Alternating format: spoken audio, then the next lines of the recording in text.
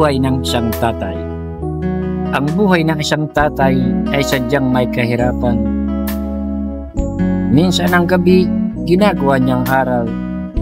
Walang tigil sa trabaho para sa anak na nag-aaral, para matutusan lamang ang kanilang pangangailangan.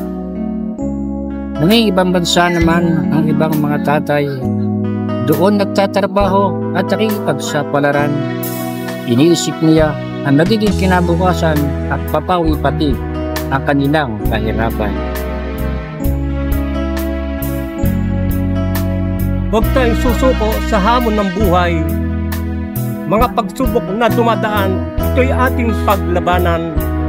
Dito natin masusubukan ang ating paninindigan. Nariyan si Jesus upang tayo'y alalayan. Nagbago ang buhay. Marami na akong panahon sa diyang sinayang. Nung nakilala si Jesus, nagbago ang buhay. Mga pagpapala sa aking ibinigay. Kaya nga linggo sa kanya ko inilaan. Pangako. Ang pangako ni Jesus ay ating iingatan. Sinabi niya, di tayo iiwan, di pababayaan man. Dapat ang ginagawa natin ay ayon sa kanyang kalooban para mapasama tayo sa kanyang kaharian.